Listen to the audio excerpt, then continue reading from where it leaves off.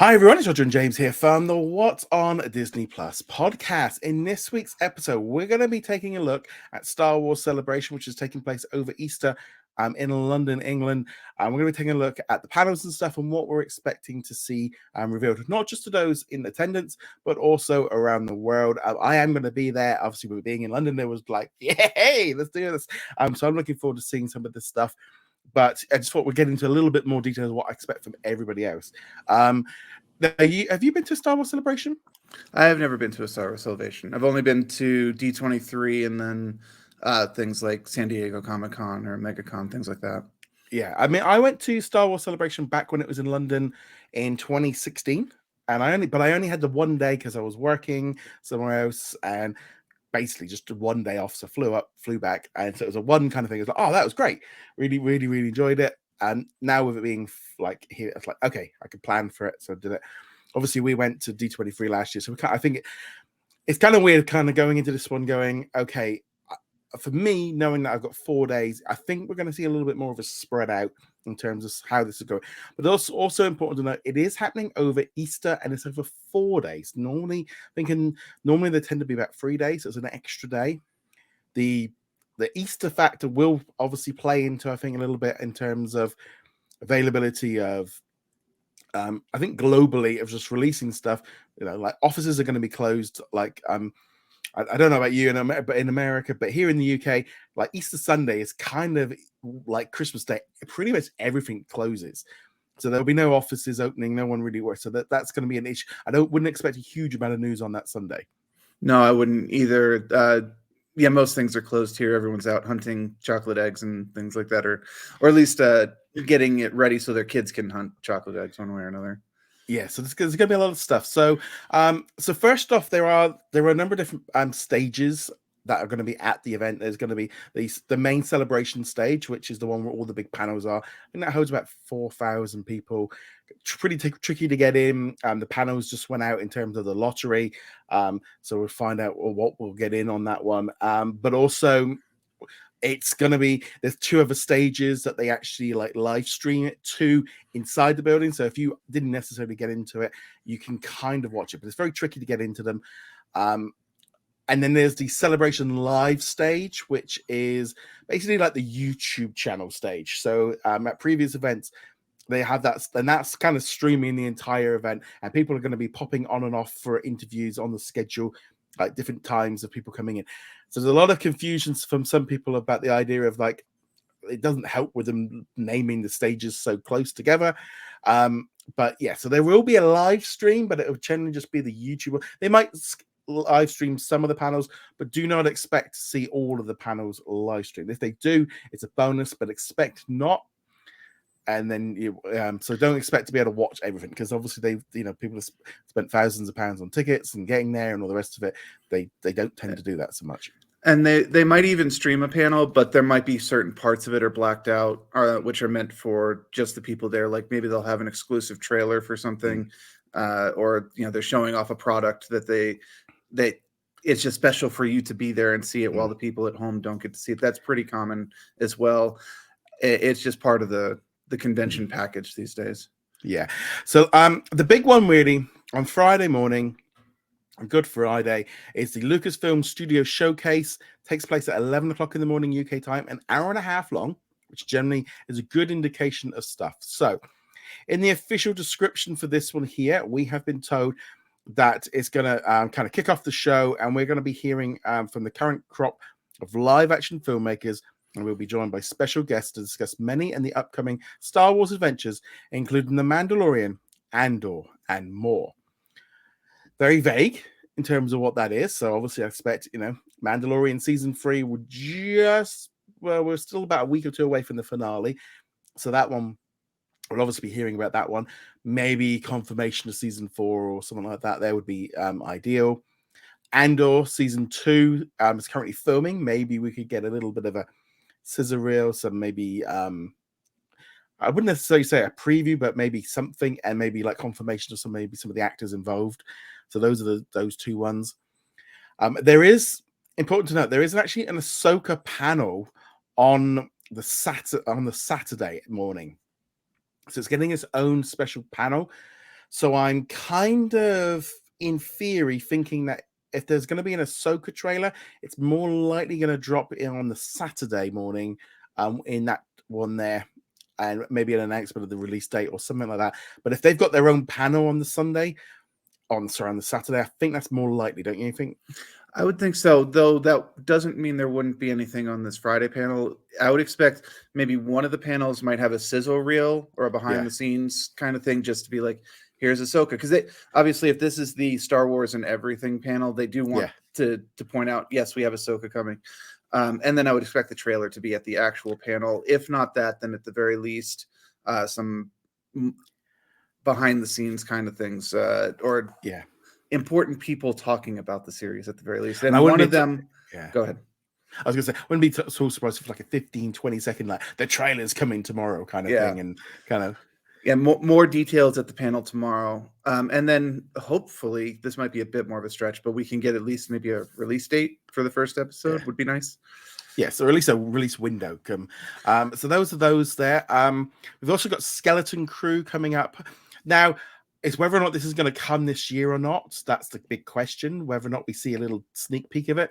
There was a second footage shown off in the 2023 preview video, but then that was like edited out, so it's like iffy of whether or not we're going to get it. But I wouldn't be at all surprised if we saw a little sneak peek of that one as well. You? Yeah, I would expect. Probably not a trailer, sizzle reel, or interviews with maybe some of the producers or writers to at least tell people what is Skeleton Crew, what can you expect from the show. But I would not expect more than that, honestly. No, I mean that D23, they did some of them came out onto the stage. I think they there's a lot of the stuff being filmed, like here in the UK anyway, and Jude Law's obviously English, so that it's a bit more slightly likely, but obviously it's Easter and all the rest of it. Obviously, with it being a Lucasfilm showcase, there's also another big film heading to our screens in June, which is Indiana Jones and the Dial of Destiny. So I think we're probably going to end up seeing a new trailer, some of the cast coming out. I don't necessarily know about Harrison Ford because I think he's in Atlanta filming. But if he's going to do some promotion, he might be willing to do it. If he's on, he's on the book. I would expect more of a recorded message from him rather than him appearing on stage.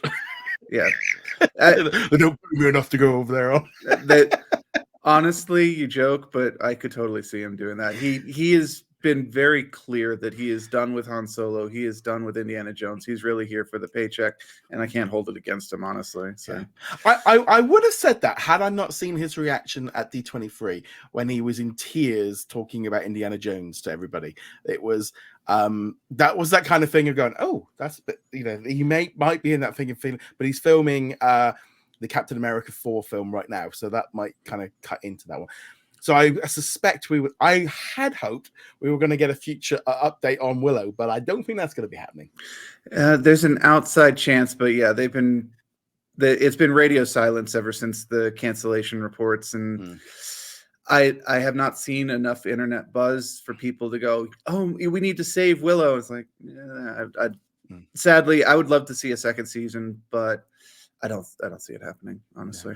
Also, we got the Acolytes that's been filming here in the UK, so I wouldn't be at all surprised if maybe the cast come on stage and they do a little bit of a this is coming next year kind of thing. Again, it makes it a lot easier with some of these things being filmed over here. So those I think are, we've kind of got the most likely Indiana Jones, Mandalorian, Andor, Ahsoka, and then we've got less likely Skeleton Crew, Acolyte.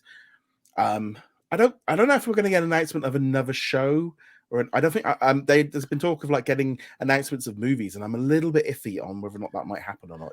Yeah, I could see them kind of doing maybe a roadmap for the shows, being like, okay, we'll know if Mando season 4 window, will there be a second season of Book of Boba Fett or Obi-Wan or something like that, but nothing hard, nothing really in place.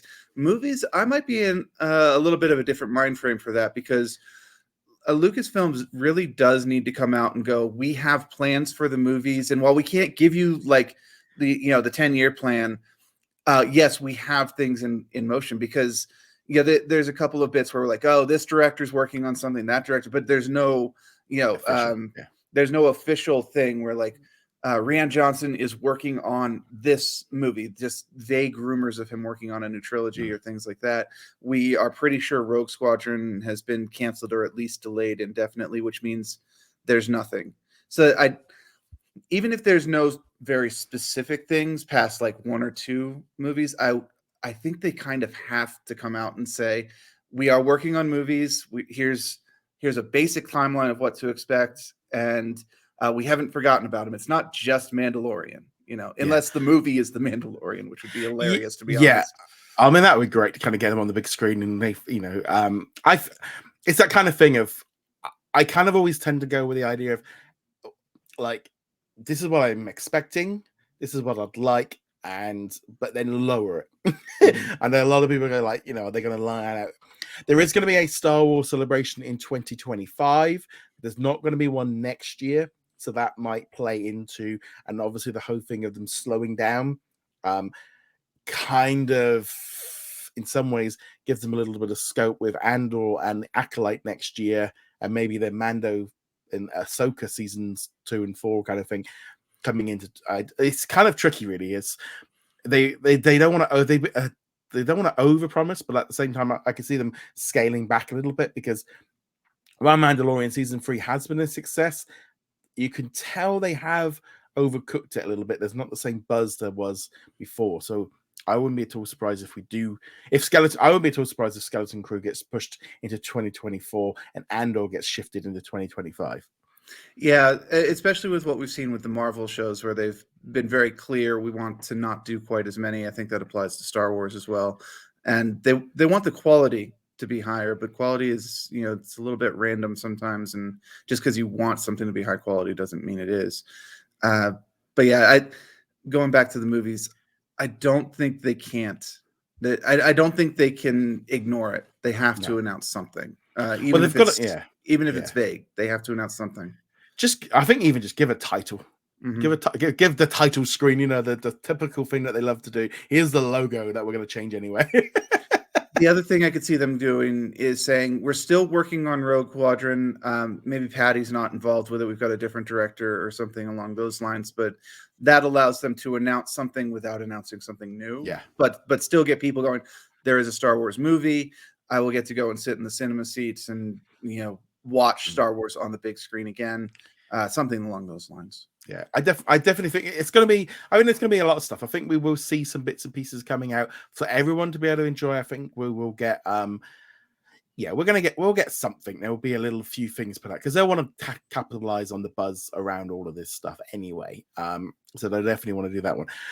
Star Wars Visions has got a panel on the Monday afternoon. So they've got their own special one. So I would be at all surprised if that's when the trailer drops for that one, because this has got its own panel in the after and away from the showcase. I think that would give that one its own little day then to kind of have a little bit of light on its own. And they're going to want to focus on that one because it'll be out not too long after this goes on. So, and it is one of the ones that generates buzz, especially because you get so many different point of views creating on it. Especially this time, they expanded to past just the anime from last time, and now we've got people from all over the world. It's really a fun thing to watch. Sure, they're not all going to be hits, but just getting that different perspective is highly entertaining. So I think they're going to want to build some buzz around this one. Yeah, I think that's all right. There's also going to be a Star Wars Bad Batch panel on the Monday morning as well. Having just watched the finale of season 2, I think this is when I think they're going to announce season 3, because I think they left it wide open. I think it's been enough of a success. And even if they were just to wrap it up, I think season 3 will get announced during that panel. I could see that very easily. That, and it does continue to fill in that gap that Dave Filoni loves so much of telling the story of how the Empire, or how the Republic becomes the Empire in this case. And there's a lot of his favorite characters to play with. I honestly, even if it wasn't doing well, I think they'd let it let him continue to have it just so he has his little playground and to build with his Lego blocks and stuff like that. And also as well, it allows them to kind of create new characters, see Mhm. test things out a little bit more. They're obviously a lot cheaper, but they can be to scale. You can carry on with sub stories and stuff, and they can introduce little characters. And then when they do pop up, like this past week, when a certain Zeb pops up in an episode, it kind of gives a pop to the fans because we know who he is, but for a random fan, he's just a random. If my dad's watching it, Right. it's just going to be some new alien, random alien. Yeah. No, that from this past week was definitely the way to do it. One of my big complaints about the Bad Batch season 1, of course, was it was cameo of the week, and it really took away from the focus of the Bad Batch. And it was like, we're not going to talk about those guys. Here's Cad Bane. Here's this character or whatever. And the season 2 has been much better about that. I feel much more optimistic about the series. Again, it seems to be following the same kind of trajectory that Rebels and Clone Wars did, where the first season's maybe not the best, but then it finds its footing, it finds the voice it wants, and it propels into some actual good stories. Because there were some really good ones this season that I enjoyed. And I kind of was a bit like, I was a bit stoppy with Bad Batch this time, where I was like, I'd watch it, and then I wouldn't watch it for a few weeks, and then I'd watch a few episodes together, and then I'd watch another few, and it's like I think I watched like 4 episodes this week and just completely caught up. Because the finale was really good. I thought it was, again, solid. It was like, it has been building on it. There's some stuff I just like, do we really need this? But it's just in some way, and I'll be honest, it kind of feels a bit like Mando should be starting next week. It's like it would have been better just to give Bad Batch, because it got completely overshadowed this month because of Mando. Yeah, and then as soon as Mando's done, other than what's dropping on May 5th or May 4th, sorry. I keep doing that this year, May 5th instead of May 4th. I don't know why. But other than those, we really don't have anything directly in the pipeline yet for what's coming next. There's also going to be on the Sunday afternoon. There's going to be a look back at Obi-Wan Kenobi on the celebration stage. So obviously and we know Hayden and Obi and was it completely Ewan they're there at the event. They are taking part in photograph stuff, so we know they're going to be there. They're going to be on the panel. So if they were to announce something, they might be a chance of them maybe doing a Kenobi 2 or Kenobi something else. The fact that they're both there does slightly increase the value of it, but it's hard to tell. That would maybe go down at with it being on the Sunday, I'm not sure if it's not a good day to do the announcement or anything like that. So maybe in the Lucas, if there was a chance of a season 2, or maybe even just a brand new series with Kenobi in it, and don't call it Kenobi because that's a better way. The fact that they're both there does slightly increase the odds, I think. Yeah, the thing is, though, I'm not really expecting a season 2 for this one. Not because it wasn't popular or anything, but because they really finished the story. Honestly, we needed to get from a point where Obi-Wan was at the end of Revenge of the Sith, where he's a broken person, his best friend has had to fight him, and the Jedi Order is collapsing, to the more confident person that we see in Rebels and A New Hope, where he's a Jedi master and he's ready to do what's necessary to take on the Empire. And the original Obi-Wan season 1, say what you will about the actual storytelling or the special effects or whatever, it did do the job of going, Obi-Wan has gone from a broken person to the person who is ready to be taking on Darth Maul in Rebels, and then mentoring Luke in A New Hope. So I don't think they need to do another Obi-Wan. That's never stopped them before, the need to do a story. But I could see maybe something in the other direction, a Vader series instead. Kind of maybe taking up after where Obi-Wan and he's frustrated and something like that. But this is wild speculation. There's no side note. I think if they're going to do that, they'll do it as a movie. They might do it as a movie. They could also do it as a Rhea series, or Reva. Sorry, I think it was her character's name, Reva. They could do a Reva series, which also focuses on her working for Vader and kind of getting his arc going there, because he's still not quite at the point where he is in A New Hope. So there's still, like, it kind of feels weird to say it for Vader, but growth story Yeah. to get him from where he's at now to where he's going to be. But maybe through the lens of Reva and the Inquisitors might make more sense. That said, Yeah. I know there was a lot of backlash against Reva. I don't think it was deserved, but there was a lot of it. So that might kind of. I think I wouldn't be at that's all it. surprised if they did like Star Wars Darth Vader, the movie, and just did a full-on Vader movie with him, like almost kind of getting just worse, just being more of a villain, and there is no a darker version, kind of where the Empire wins and kind of do something a bit fresh that way around. So it's not always about the rebels. The trick is though that they do need to make sure that it's not just a completely dark movie. You need you do need the light side of the equation to keep it within the Star Wars thing, and there's got to be a little bit of optimism to it. I know people love to be like, we want the really dark Star Wars. We want like the Saving Private Ryan of Star Wars. And like, yeah, you might want that. Disney's not going to do that. No. They're not going to do the just things get worse and worse and worse and worse and worse all the way through the series, especially since their theme seems to be the spark of hope. You know, they haven't used that phrase anymore, but that was the thing for a while. So even if they do a Vader movie or a Inquisitor TV show or Disney Plus show, it's not going to just be Vader force choking people for an hour and a half. There will be an opposing side of the story that will lead into Rogue One or A New Hope or something like that. I mean, I'd be quite happy. You know, it's like I just feel like a movie. There's a lot of money on the table doing a Vader movie. Also, taking place over the weekend, there's the making of Andor season 1 on the Friday afternoon. With Diego Luna and the executive producer Tony Gilroy going to be there, so we'll be learning a lot more about season 1. I suspect there will be some stories from season 2.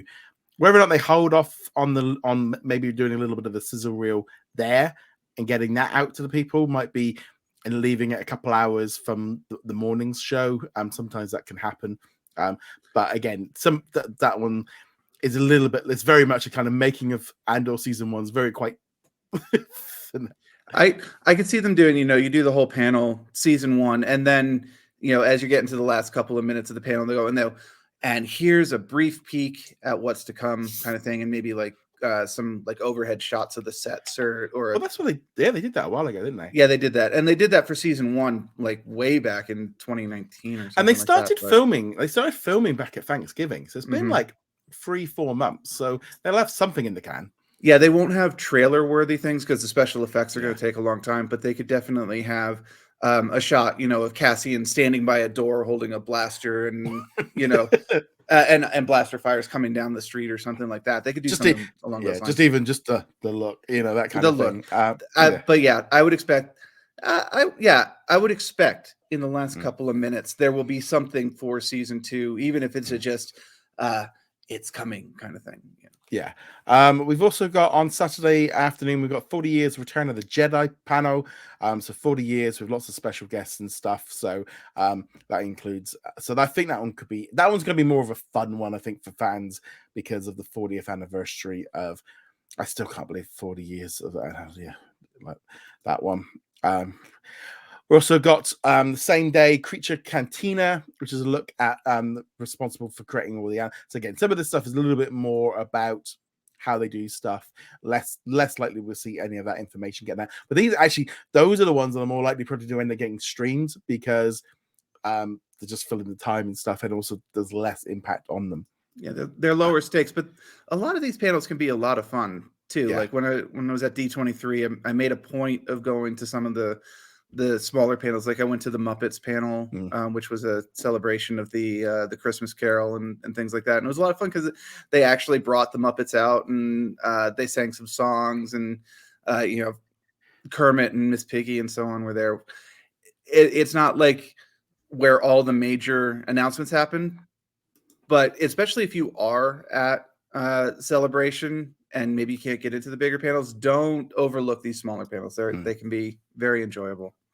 Yeah, we're also getting a Villains of the Sequel on Sunday mornings. This one's going to feature some of the villains from the sequel trilogy, including Andy Serkis and the Palpatine and also Captain Phasma. So it's nice to see the sequels getting their own little panel because they tend to get a little bit overlooked. Honestly, until you mentioned that there was a sequels panel, it's like I completely forgot that the sequels had not been mentioned at once in this entire thing. I know this is probably not going to be an announcement panel of any sort, but it'll just be talking about their experiences. But I would love to see a Phasma series, Yeah, either adapting one of the books or just telling yeah. another story. She was such an underutilized character. Well, I was going to say, I read the Captain Phasma book that came Mm-hmm. out and it was actually like a really interesting story of her like getting stuck on a planet and how she became Phasma, and she like grew up on a planet where if you just cut yourself for a rock or something like that, you basically died. And it Mm-hmm. was a very harsh environment, and yeah, there was a lot. It was actually quite a good story. So, but that I mean, that character was so underutilized. But then again, there was so much about that wasn't utilized. I mean, it's one drop in the sea, but it it is one of the particularly sore spots because she is such a cool visually looking character, and then to just have her do absolutely nothing in either Force Awakens or Last Jedi was it's one of the most disappointing aspects of those movies, and that's saying something, Yeah, honestly. it's definitely interesting with that one. Also, there's a Disney Parks panel on Sunday afternoon where they look inside. So hopefully there might be a little bit of news about what's happening in Paris. That'd be quite nice to see what's going on Paris, there. or maybe some kind of like seasonal events over at Galaxy's Edge. Now that those are kind of established, I could see them starting to do things, temporary events at Galaxy's Edge, Yeah. maybe in concert with things that are going on Disney Plus or in the movie Mm. theaters, or just them coming on. We're gonna start celebrating. We're something. Yeah. We're gonna dress up the cantina in different colors. There'll be different food there, but only for 2 or 3 months, something Yeah. like that. Or we're doing buy one, get free tickets for the Galactic Star Cruiser, for everyone in attendance, kind of. More like one buy one get seven, but So and then finally on the Monday afternoon, and there's going to be a closing ceremony, and that one's actually also going to be live streamed. It's the only one that they do say is definitely live streamed on the YouTube channel. So that'll be like the closing one. So I suspect they'll have all the guests come out. They'll announce. I would hope they would announce where 2025's one is. Come on, Orlando. So yeah, I think the lineup looks pretty interesting. There's gonna be also a lot of merchandise that's gonna be up there. There's some Funko Pops, there's Star Wars Legion stuff, there's t-shirts, there's posters, pins, there's a whole host of retailers and stuff there. there'll probably be some video game stuff too. The Jedi Survivor. Doesn't look like there's a lot of stuff going on. There are some other little panels. I'm just gonna bring up. I do know, for example, there is a little panel for the new TV Kids series, Young Jedi Adventures. Mm-hmm. There's going to be one of them. There's also there are lots of little. There's about I think 5 or 6 different stages. So there's lots of little stuff going on as well. Books, video games, all kinds of stuff. So there's probably going to be a lot of information coming out overall over the weekend. But again, it's a little bit tricky because of like limited access for press. Also, just with it being a 4-day weekend over here in the UK, a lot of places are going to be shut, and even in the US, a lot of the outlets they normally have people on standby, but it's a kind of putting out press releases and all the rest of it. A lot of it is probably, I'd imagine, going to happen on that Friday and maybe on the Monday, and then that'll be how it goes on. But I'm looking forward to it. It should be a lot of fun. It's kind of interesting, the fact of I literally was up at the Excel a couple of days ago or last week. Went to see a concert at the O2, and we caught the cable car across the river because it was like my wife hadn't been on the cable car, and we're like, we got an hour to kill before we have to catch the train back home. And I was literally just like walking around, like going, okay, well, that's where that's where I need to get like some shopping, and that's where we enter. And it was kind of quite nice just to be, because it's been like 5-6 years since I was there. Just like a little bit of like a quick recce of like, okay, there's a train station, there's a Tesco, so it was kind of quite nice to do a little bit of a recce a week before. Although I will say, based on our D23 experience, what has come before isn't necessarily a good indicator of what will be. Because I've been to D23 a few times, and the 2022 experience was nowhere near the same as the one that I had been to before. Some of that, COVID was still much more of a lingering issue, and the space was much more restricted. But I would expect the same will probably be true of Celebration, where The one that you went to previously, you can use as like a baseline guide for the new one, but it will be a different experience overall in terms of like vendor space and things Yeah. like that. And also as well, I mean, the last one in London was 2016, so it's Mhm. been enough time, so a lot of stuff's changed. But yeah, it's going to be interesting. So obviously, over the weekend, I will be putting up as much stuff as I possibly can. Regarding, not sure what's going to happen with the podcast next week because of the Wi-Fi and stuff. We're going to work out, see what we can do. But generally, yeah, it's going to be. I think it's going to be a lot of fun. There's going to be a lot of Star Wars stuff to be talking about, and I definitely feel like this one's going to be a very interesting weekend. It's and also the fact that they're going to be not doing anything for another 2 years. And I mean, we will hopefully have a D23 next year, but with the slowdown, kind of going to be interesting. Definitely going to be an interesting weekend, I think, and hopefully get lots of news. But let us know what you are looking forward to, hoping and seeing at Star Wars Celebration. We'd love to hear your thoughts on all of this in the comments below. Remember to go check us out over at what's on at disneyplus.com. I'd also like to say a big thank you to all of our Patreon and YouTube channel members. And on that note, guys, may the force be with you. And also with you. Thank you very much for watching this video. Make sure you go check us out over at whatsondisneyplus.com. Like, follow, and subscribe. Also, a huge thank you to all of our supporters over on Patreon and also on our YouTube channel memberships. And I shall see you guys in another video. Laters.